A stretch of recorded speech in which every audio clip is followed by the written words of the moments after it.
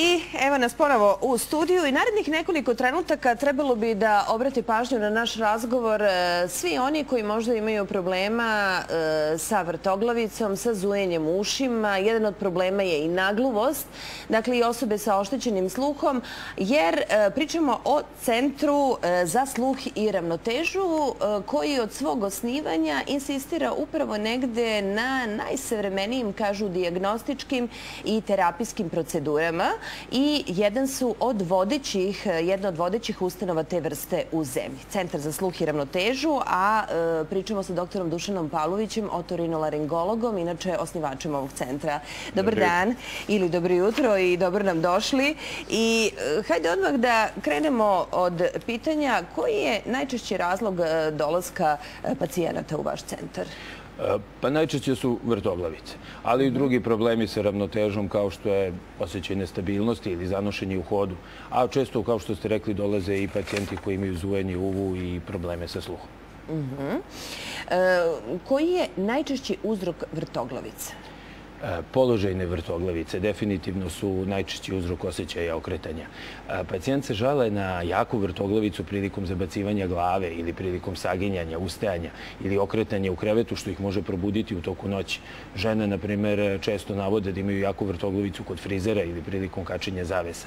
Položajne vrtoglavice su posljedica jednog obolenja unutrašnjeg uva i zabluda je da su posljedica kakvog problema ili obolenja vratne kičme.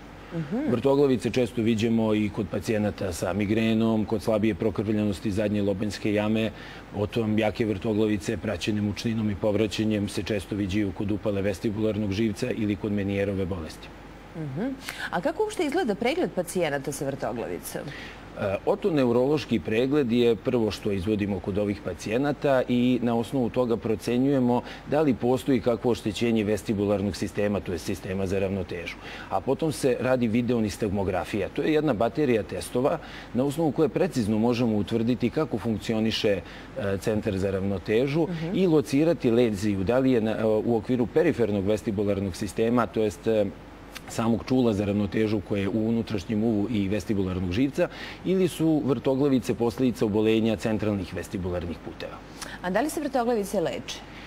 Položajne vrtoglavice, za koje sam na početku i rekao da su najčešći uzrok vrtoglavica, leče se veoma uspešno u 90% slučajeva. Radi se kanal repozicioni manevar. To je jedno stručno okretanje pacijenta na krevetu koje ima za cilj da iz zahvaćenog dela unutrašnjeg uva ispadnu mikrokristali otokonije. Nakon toga pacijent odlazi kući bez vrtoglavica. Kod pacijenata sa upalom vestibularnog živca ili kod obostranog oštećenja vestibularnog čula prepisuje se program vežbi koji se naziva vestibularna rehabilitacija. Pa ove vežbe omogućavaju pacijentima da pri svakodnevnim kretnjama imaju što manje vrtoglavica, a da se kreću što stabilnije. Dok kod pacijenata koji boluju od Menijerove bolesti daju se injekcije u uvo. Direktnim ubrizgavanjem leka u šupljinu srednjeg uva postiže se da se jake vrtoglavice umanje i po intenzitetu i po učestalosti. Ja mislim da su nas pažljivo pratili gledaoci, to jest vas. Mislite o ovome, mislite na svoje zdravlje.